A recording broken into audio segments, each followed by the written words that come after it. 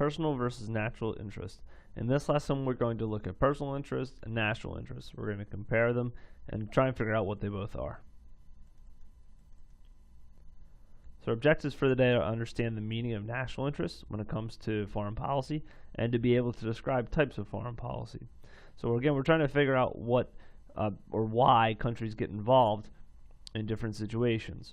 A country gets involved into any kind of situation because they have a national interest to do so. They decide that it's in the best interest of the country to get involved.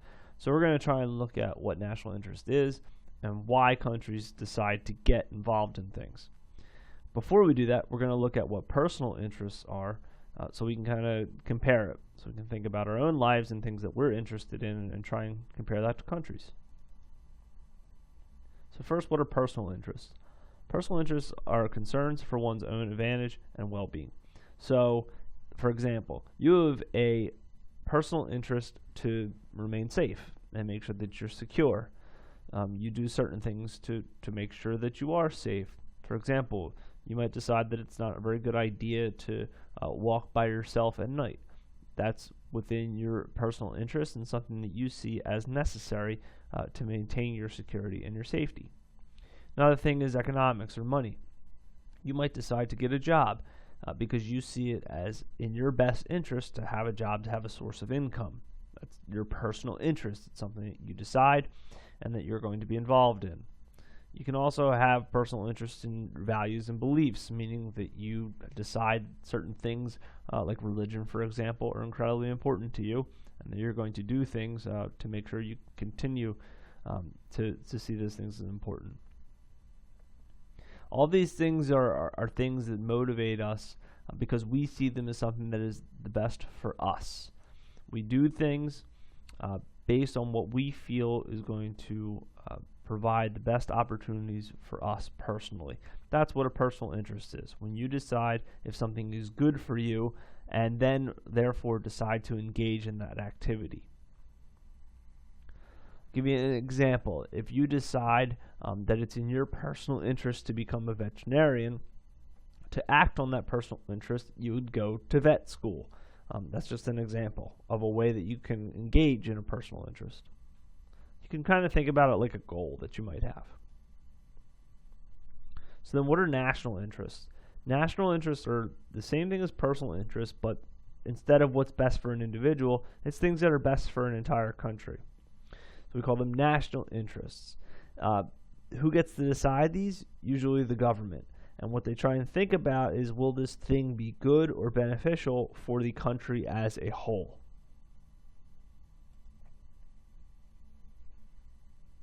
Do they always stay the same? No, they don't. A country's national interests change over time. Each country has its own national interests, but all countries have common security, economic, and ideological interests. So that means that there's things that kind of always stay the same. Like it says security, a country is always going to be interested in staying safe. Economics, a country is always going to be interested in making sure that their people can get jobs and they're buying and selling things like normally. And ideological interest means that there's some things that a country is always going to believe in. Like, for example, the United States believes in democracy, and they see anything involving democracy as very important. It's okay for citizens to disagree on what a country's national interest should be, and a lot of times they do. But ultimately, the country's leaders get to decide what the national interests are when they actually act on them. And that's what foreign policy is. So once a country decides that something is in their national interest, or they decide that something is best for the country, what do they do about it? Those are all the foreign policy terms that we've talked about in the previous pod. They might practice good diplomacy, like they might be talking with other countries, like we talked about in the last pod. They might have an economic policy, meaning they kind of lay things out for how the country is going to interact with other countries in terms of like trade and business and stuff like that. Maybe they make an alliance or a friendship with another country. Maybe they engage in imperialism, which means like you kind of try and take control of other countries. Or maybe, unfortunately, sometimes there's war is needed to promote national interests.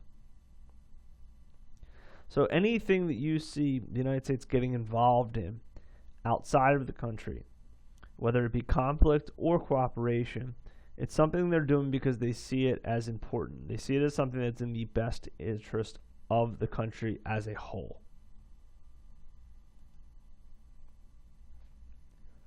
The United States hasn't always been so kind of involved in the world. There was a very long time period where the country was isolated. It was called isolationism, and the country didn't really get involved very much with other countries around the world or problems that were going on. It lasted for almost 100 years.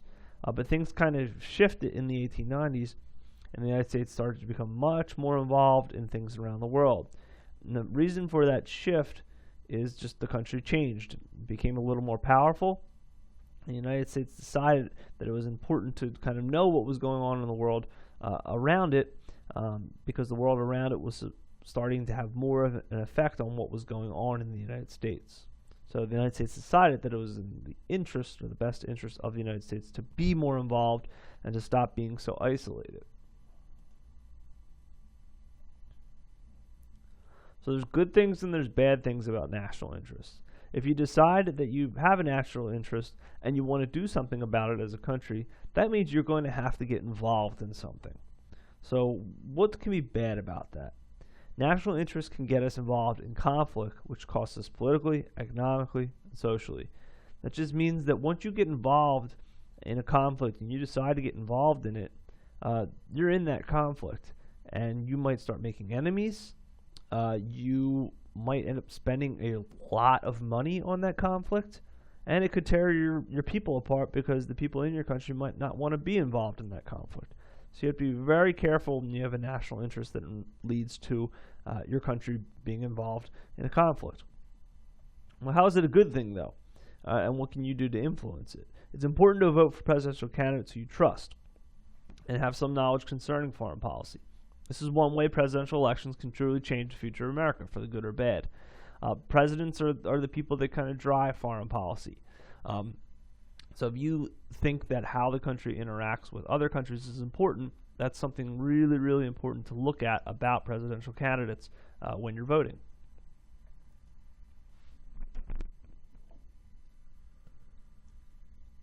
So that's it for this lesson. Be sure to join us for live class this week. If you have questions or concerns or need help, feel free to contact myself or Ms. Zisa. Our contact information is there. If you don't need any help, good luck.